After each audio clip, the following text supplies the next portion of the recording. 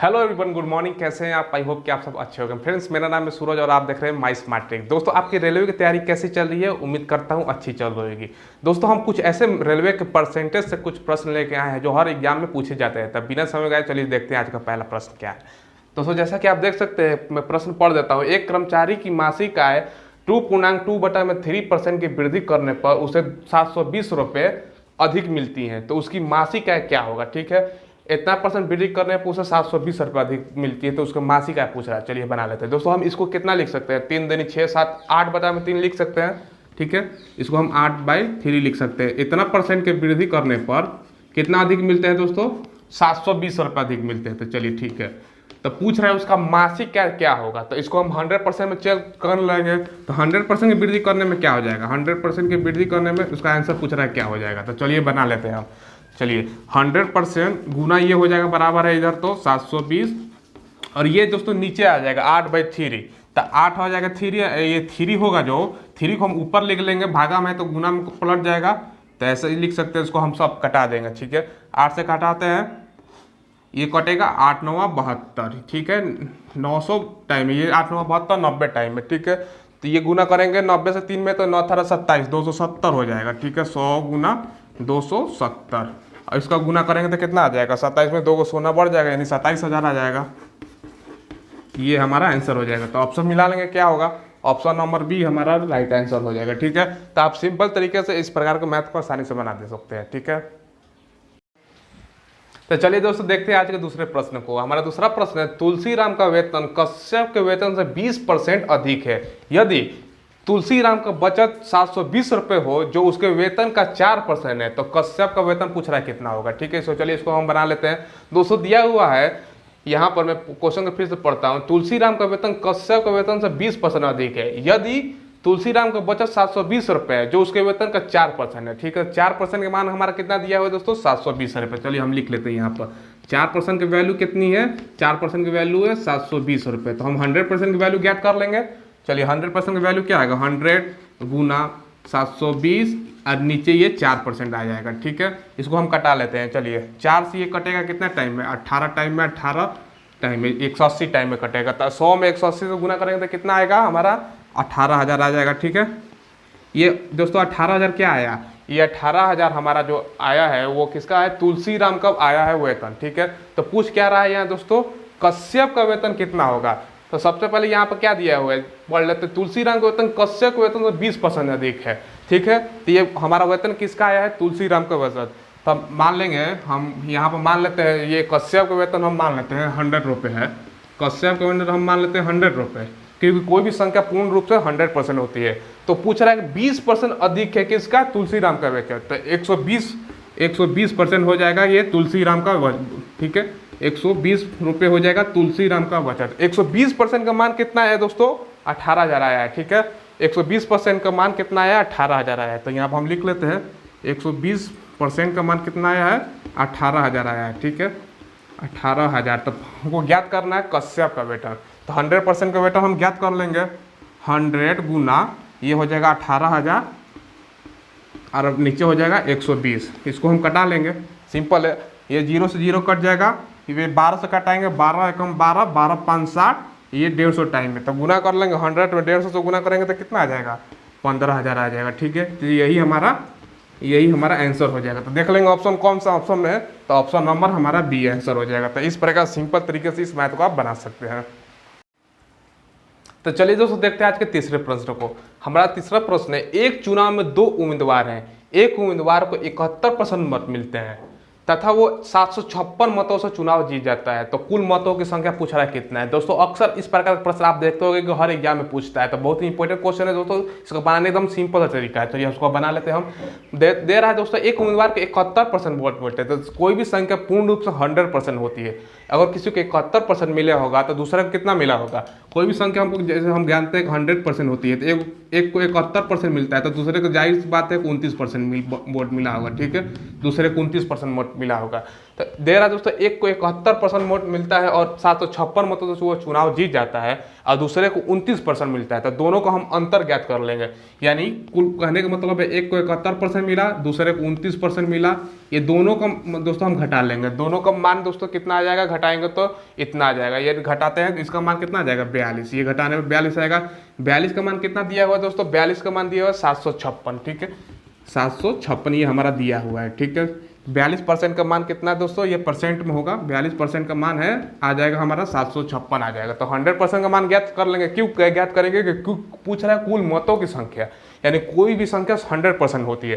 तो 100% का मान निकाल लेंगे 100, डायरेक्ट यहीं पे निकाल लेता हूँ गुना, ये हो जाएगा 756 और ये बटा में क्या आ जाएगा, ये 42 नीचे आ जाता है, ठीक है। इसको कटा लेंगे हम, सिंपल से 7 से कटाते हैं। चलिए 7 छक 42, ये 7 से कटेगा एक टाइम में 7×56 यानी 108 टाइम ये कटेगा। तो क्या हो जाएगा दोस्तों, तो जैसे 6 से हम कटा लेंगे, ये कितने टाइम में कटेगा, 6 एकम 6 6 8 48, ठीक है। तो ये कटेगा 18 टाइम्स में। तो 100 में 1800 गुना करने पर हमारा आंसर कितना आ जाएगा, ये 1800 हमारा, ये हमारा फाइनल आंसर हो जाएगा। तो ऑप्शन किस ऑप्शन में दिया हुआ है दोस्तों, तो ऑप्शन नंबर ए में हमारा ये आंसर हो जाएगा। तो सिंपल तरीके से हम ज्ञात कर लेंगे। मैं फिर से समझा देता हूँ। सबसे पहले कोई भी संख्या 100% होती है, एक उम्मीदवार को मिलता है 71%, तो जाहिर सी बात है दूसरे को 29% वोट मिलेगा। तब एक को 71 मिला, दूसरे को 29 मिला, दोनों का अंतर कितना आ जाएगा, 42% आ जाएगा दोनों उम्मीदवार का। तो 42% का मान दिया है दोस्तों कितना, 756। तो 100% का मान ज्ञात कर लेंगे तो हमारा आ जाएगा 3800, ठीक है। यानी कुल मतों की संख्या कितना हो जाएगा, 1800, सॉरी दोस्तों, ये हमारा ऑप्शन ए नंबर आंसर हो जाएगा।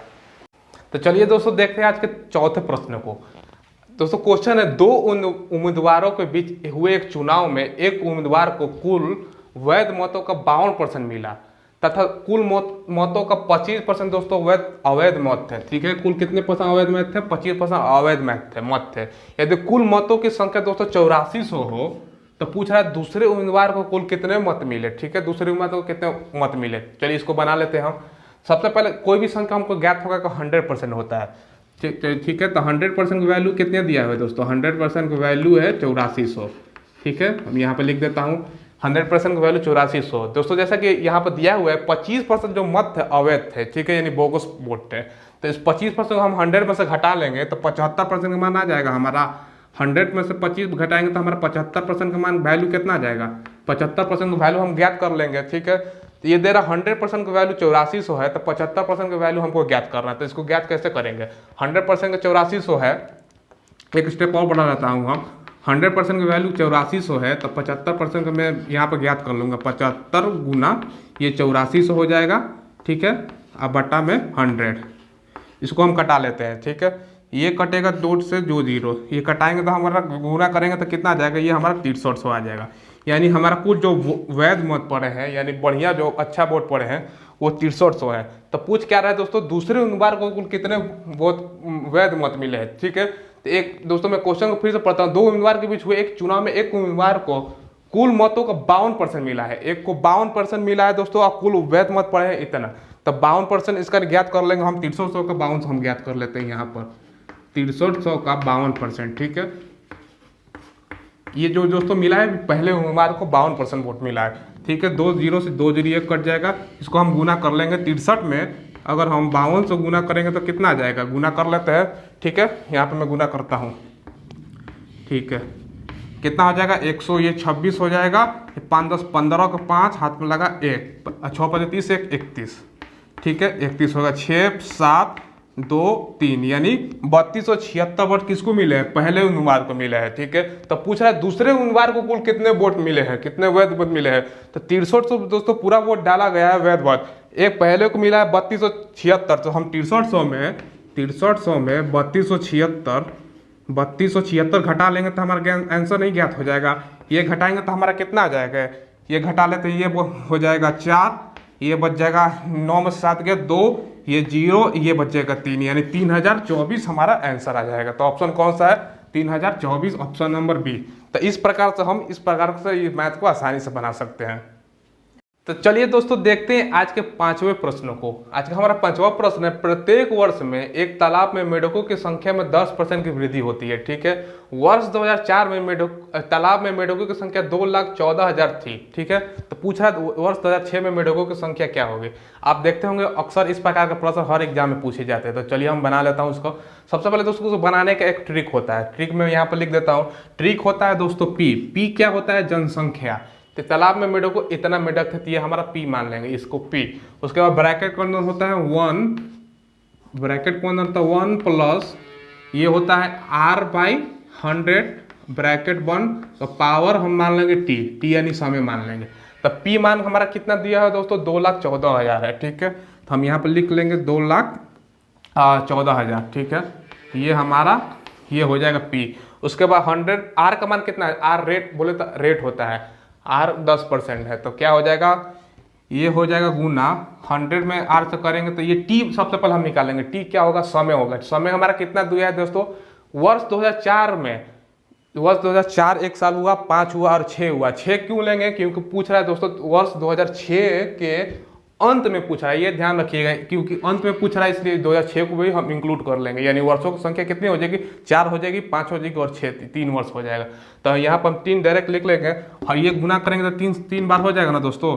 चलिए हम यहाँ पर डायरेक्ट लिख लेते हैं 110/100 गुना 110/100 गुना 110/100। ये 3 टाइम्स में लिख जाएगा, क्योंकि ये टी हटेगा तो ये 3 भी हो जाएगा यहाँ पर वर्ष के संग। इसको हम कटा लेंगे।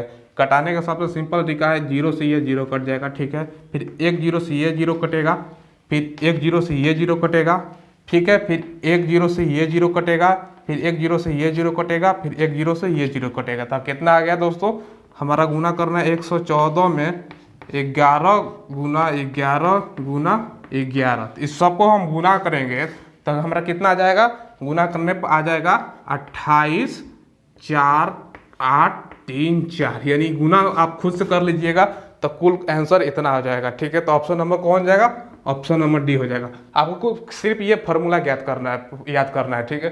फार्मूला है दोस्तों पी क्या है, पी पूरा जनसंख्या है दोस्तों, 1 प्लस आर रेट है हमारा 10%। उसके बाद 100 समय है, टी मतलब टाइम समय कितना है, 3 वर्ष।